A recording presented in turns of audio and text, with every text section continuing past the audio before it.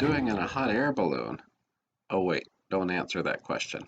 Oh, because I'm full of hot air. What a perfect metaphor for today's lecture. Okay, so hello everybody, welcome back. And listen, I want to continue today's lecture, or think of today's lecture as a continuation of our last one. We're going to move from France over to Germany and then back to France as we look at this.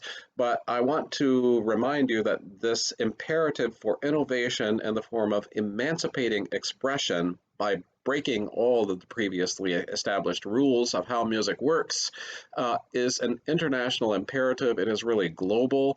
We just have a few tiny case studies because we have to cover so much music in such a short amount of time. So today we're going to look at two movements. One of them is called expressionism and the other one is called primitivism. Both of these produced some of the music which was more revolutionary in its day and more controversial in its day than any other music. I'm willing to bet you that you will listen to this music, especially the expressionist stuff, Schoenberg's Pierre Lunaire, and think, oh, that's not music, I don't like it, I could go the rest of my life without ever listening to that. However, I want to give you as one little example of the consequence of that music, the fact that this music is the fabric of almost all mystery movie, all horror movie, all science fiction movies, soundtracks. All of those things draw on this innovation that was advanced in Vienna in the early 20th century in the form of expressionism. So next time you're thinking, ew, I don't like it, think to yourself that I do like this music in those filmic contexts. It's only when I'm having to listen to it that I don't. Also think about this, and this is extremely important. Here, I'm going to lose this balloon. Excuse me for just a second. This is extremely important, he said with a scowl. It's extremely important to think that what we're doing here is emancipating dissonance. Think about this. We have always, as musicians, prized the imperative of music being expressive. And yet, music that follows rules that are established by somebody else cannot be expressive of us as individuals, as composers, as performers, as listeners, unless it does things, unless the things that we want are the same as what other people want. So when you have two trends here, one of them is the established trend towards individuality, which we've been talking about for several class periods, and the other one is towards music as an art of expression, then to the extent that music expresses itself in ways that have already been done, then that music is not expressing anything at all. It's just restating the same thing that has already been said many times.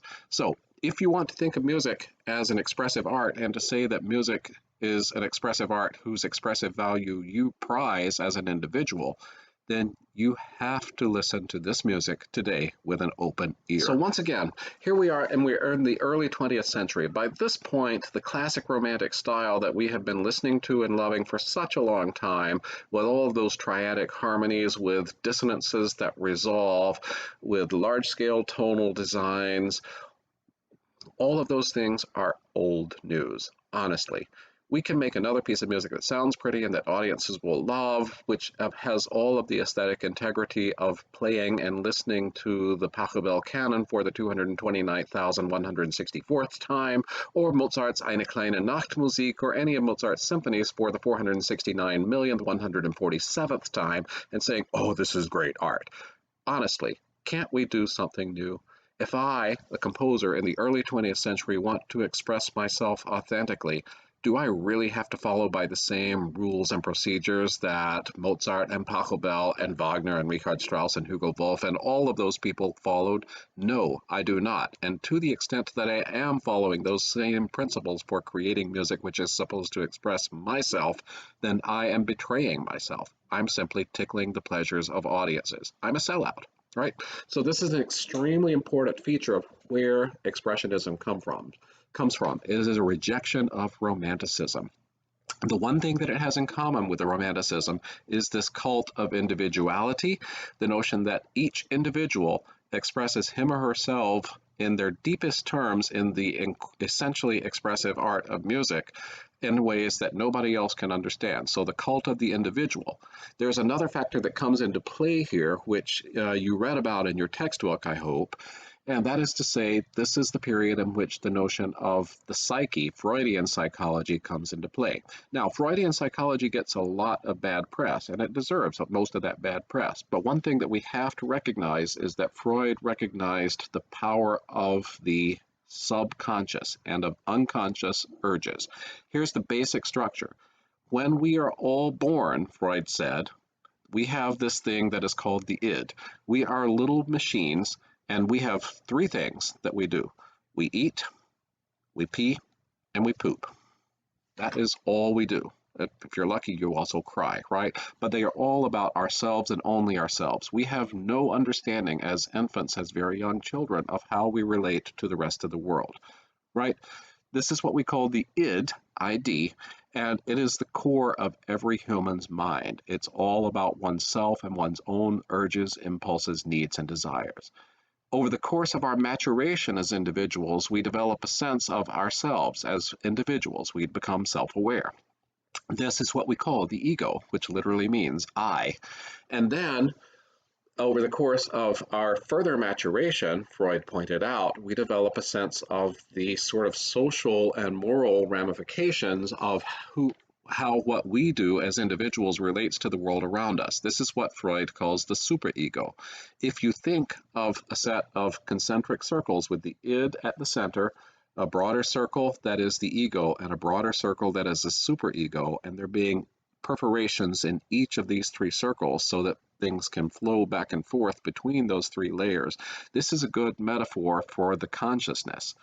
What Expressionism says in music, in art, in literature is that the most important way that we can express our own individual selves is to go deeper and deeper into that set of circles towards the id. This means we need to give voice to the very things that music has always been shy about giving voice to. We need to give voice to primal urges and desires. We need to give voice to things like violence. We need to give voice to sexuality. We need to give voice to things that are ugly, because in that ugliness is where the beauty of being human resides. It is the one thing that unites us all, even though we are all individuals.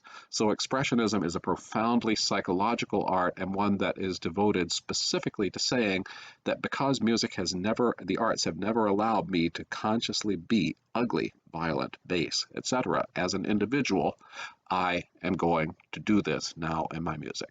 This is what happens with Expressionism. Now, in your PowerPoint or Google Slides for today, you have two slides that illustrate this. One of them is a couple of representational portraits in Expressionism. One of them is a piece by Charles Munch called The Scream, or The Cry, Der Schrei in German. And look at the expressions that are happening in there. On the one hand, it has a very clear sense of line and form, unlike the Impressionist stuff that we looked at earlier. It also uses clashing colors, but it does so in a fashion that celebrates the clashes. Think about those clashes as being analogs to dissonance in music. And look at the other element of this. It is all about the person who is in the foreground issuing that cry, and the sense of alienation in this portrait. That person is all alone. Okay, is profound, absolutely profound. Moreover, another important part of how the cry works, that cry, the sound, becomes color and line, the sky, the river in that painting. So if you look at that painting, you'll see this. The portrait on the right in this slide is one of Arnold Schoenberg's many self-portraits, and again, it's positively creepy. Nobody actually looks like that if we look in terms of external reality, but remember that the point of expressionist art is to look deeper than external reality and to express that inner self, that inner individuality. Most of us probably have at some point or another on our bad days felt kind of like that portrait looks. And if you look at an actual portrait of Arnold Schoenberg, a photograph, you'll see that that does look like him. It just shows how he is feeling in tones that are in terms that are more direct, more powerful, more immediate than any representational, conventional portrait would ever look. This is the power of Expressionism visually. Now, in terms of music, how do we do this? This is what I want to achieve in the arts, Dr. Cooper, but how do I put that on the page of notated music? The first thing we do is to take the lead from this other impulse that we have already seen happening in the last class, which is to say, to rid ourselves of the restraints of conventional tonality. There are two elements to that. One of them is the imperative for triadic harmony, right, which the Impressionists have gotten rid of, sort of, albeit in very consciously beautiful terms. But remember that the point of Expressionism is to be ugly. We are looking at an aesthetics of ugliness here, right? So get rid of conventional triadic harmony. Not only do that, but celebrate dissonance, and do it in a fashion that is not pretty as the Impressionists did. The dissonance in Expressionist music is very avowedly and unapologetically ugly. The uglier the dissonance is, the more expressive it is, the more it is giving voice to something that previously has not been allowed within the world of polite musical speech, right? The other one is to get rid of tonality completely. That happens a little bit when you get rid of the use of dissonance as something that has to resolve to consonants. But getting rid of tonality also involves this technique that we have already encountered in the world of Lili Boulanger called chromatic saturation. And remember, the idea here is that any given short expanse of music, call it a measure, although it could be a little more or a little bit less, should include all 12 pitches of the chromatic scale. That makes it harder for any given pitch to seem more important than the others because they're all sharing the same space in time, right? So what we call this is atonality or pantonality. It means the lack of a tonal center. This is not the same as what we will encounter next week, which is called 12-tone composition, which is a system. Atonality and pantonality are not a system of musical composition. It simply means doing everything you can to avoid creating a sense of there being a tonal center, right? So you do that in part by using extensive dissonances and in part by chromatic saturation, those two techniques. Now, the other thing that I want you to be aware of is that the Expressionists, like the Impressionists, also celebrated timbre. The Impressionists, you'll recall, wanted timbre to be something that, in the words of Debussy, quoted in your textbook, gives pleasure. Debussy said that music should humbly aspire to bring pleasure or give pleasure, right? That is not what the Expressionists want at all. Music should express who we are in terms of our innermost selves, and those things are not about whether or not you please somebody else. If I am an expressionist composer and I'm going to single out somebody in this class, whom do I want to single out?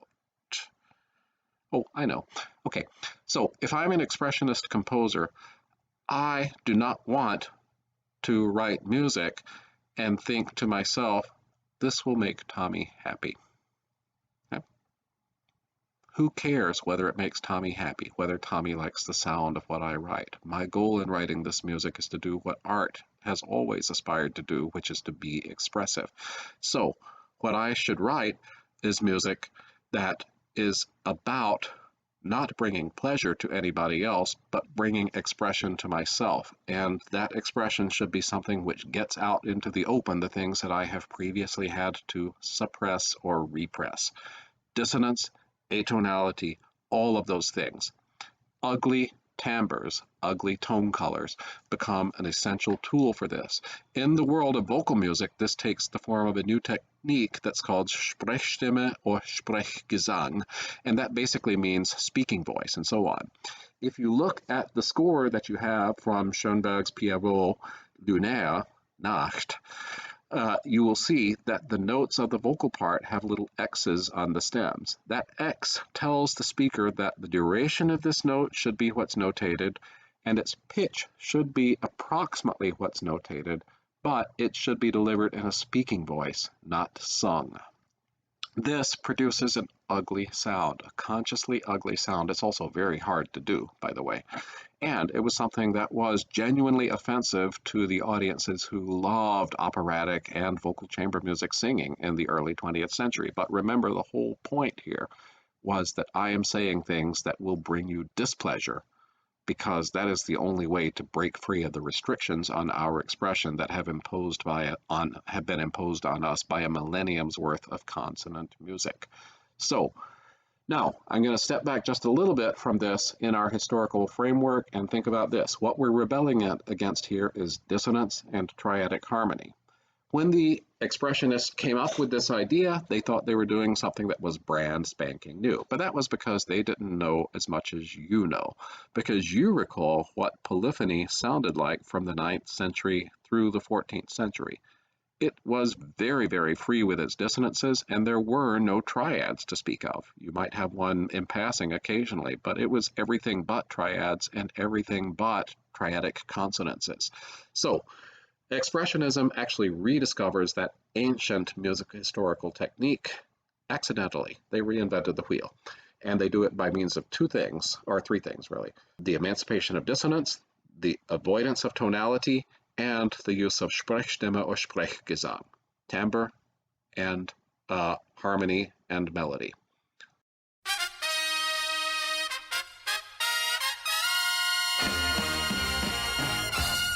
Hey everybody, and welcome to today's episode of Music Lit Sweepstakes. So I hope you enjoyed that intro, and you know the rules. Today's winner will send me, Dr. Cooper, Dr. JMC, an email saying, "Hey Dr. Cooper, I see that I won the sweepstakes. What do you want to know?" Dr. Cooper will then respond and ask a question, simple question. And then within 24 hours, today's winner will win. Today is actually only one winner. So let's go ahead and see who won today's class. Today's winner is John. John, you know what to do. Send me an email. Okay, congratulations, John, and I'll see you guys on the other side. Enjoy the rest of today's lecture. Thanks. Bye.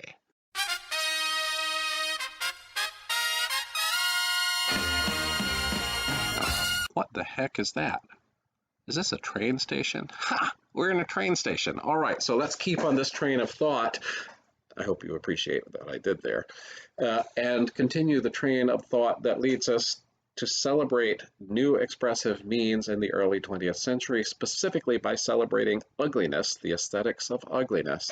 And in this case, we're going to turn from expressionism, which is all about the cult of the individual and the individual psyche, into primitivism, which celebrates the cult of the collective, the tribe.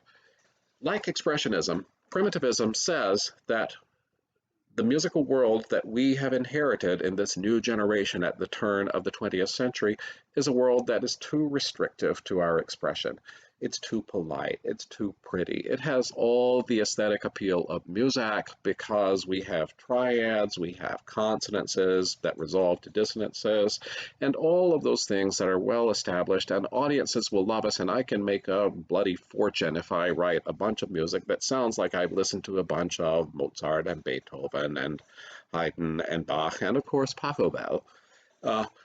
And those are things that are looked down upon in the early 20th century by both expressionists and primitivists. But primitivists say, look, history teaches us that humans are animals. We act in packs. And in fact, if you look at what we can tell about early history, it was something that was very much a world in which we behaved as collectives, in which we move as packs, as tribes, as animals against individuals. If someone tries to stand against us as an individual, we, the collective, will do everything we can to eradicate that person. We will kill them. We will corral them in the tightest possible space, encircle them, and close the ranks and kill them. This is what happens. And this is what we call mob mentality today, right? So when you're thinking about expressionism, which is where we just were, versus primitivism, which is where we're going next. Think about that as being about the individual for expressionism and the collective for primitivism. Now, like expressionism, primitivism has this emphasis on being ugly, on doing things that previously were verboten, forbidden in musical language. And primitivism celebrates all kinds of things that music and all the arts have been shy about previously. We talk about sexuality, we talk about madness, we talk about ritual, which is an important part of how collectives work. We talk about violence and aggression, we talk about crudeness, we talk about a celebration of the unconsciousness. And we also talk about things that are considered great, outside the context of the polite world of Western European society. That's common to both expressionism and primitivism to a certain extent, but because primitivism centers on the collective, on the group, we come up with a completely different set of musical and stylistic ideas that go with primitivism than we had in expressionism. The example that I have on the next slide in the PowerPoint is Gauguin's Where Do We Come From?, which is a group of people on some Pacific island, or rather, some island, probably Tahiti. And what we're doing here is celebrating nudity, sexuality, a lack of structure. There are huge numbers of clashing colors, but not in the same way that we saw in the Munch portrait that we looked at last time, and the Schoenberg self-portrait that we looked at last time, or, of course, not at all in the same way that we saw in Impressionism previously. This was done in 1887. Picasso's The Women of Avignon in 1907 similarly takes a completely different approach to how to represent our subject in music. Now, nobody would ever say that this is what one sees when one looks at a group of women standing around, right? And yet, on the other hand, it is, because every bit of this imagery was taken from what Picasso saw. He's just interpreting that reality in terms of a group. I'd also draw your attention in the upper right-hand corner to the presence of an African face mask. This is an African face mask that Picasso actually owned, and it now survives in a museum somewhere, I think in Madrid. Now, in music, the first example of primitivism is a piece of music written by Béla Bartók, a Hungarian composer, called Allegro barbaro. Bartók originally composed that piece of music and had it performed under the title of Etude, and one of the contemporary critics labeled it barbarous, and so when Bartók published it, he called it Allegro barbaro, kind of a thumbing his nose at that critic. That piece dates from 1911. Remember these dates here. So Expressionism, Pierrot Lunaire, which we saw in our previous segment, was 1912. Now we're in 1911 to 1913. The other example that we have is Stravinsky's The Rite of Spring, which is a ballet that was written on the subject of prehistoric Russia and premiered in Paris in 1913. This, like many primitivist works, celebrates ugliness in a different way than Expressionism celebrates it. Yes, we have a lot of dissonance, and here, though, we have a large orchestra with lots of percussion and brass, as well as lots of writing in the extended ranges of instruments. Every instrument in that orchestra at some point or another plays in some extreme range that produces a sound that is supposed to be ugly, harsh, jarring, and so on. Okay? Moreover, what we're trying to do here is evoke the sound of what they considered primitive music. This includes frequent use of ostinatos, and it also includes something that Expressionism, which was about the individual, not the collective, not the tribe, did not focus on much, and that is to say the primacy of rhythm. When you listen to The Rite of Spring, you will discover that the bar line is something that is constantly shifting, and this is a piece that is all about rhythm, all about dance. Now, as you have read, and as you know from the videos I post on there, I posted on Canvas, The Rite of Spring is a ballet, but it's not a conventional ballet at all. Instead, it is a ballet that infuriated audiences and caused a riot because the style of dancing was the opposite of what ballet was supposed to be. If you think about ballet in any conventional sense of the word, it's about everything being up, about lift, about grace, about beauty. look at that production, which uses the original costumes, the original style of dancing, and that we know of from historical records of the premiere of The Rite of Spring. Those costumes obscure the human body. They are themselves ugly, and the style of dance itself is not about up, not about grace, not about lift, but everything downwards towards the earth. Finally, about The Rite of Spring. Its primitivist celebration of prehistoric Russia, the celebration of the Rite of Spring, plays out in the plot. As you've seen, or as you have read, in the plot of the Rite of Spring, an old woman who has been suffering through the bitter Russian winter comes out, throws down some sticks, sees from the way that they fall on the ground that springtime is coming. The entire tribe comes together and celebrates this in a dance that is vicious and downward, and part of the rite of spring involves that every year at the arrival of springtime, the tribe selects one young woman, a virgin, and sacrifices her to the god of the earth.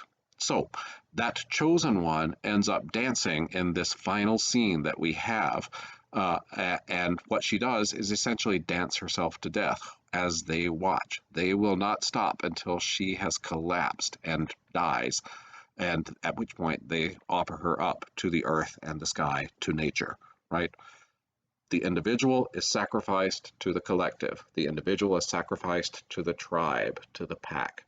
This is what primitivism is all about. So as you're watching this production, including that very good film called Riot at the Rite, I want you to pay attention to how that style of dance, of costume, of all the arts creates a completely different approach to the art of music.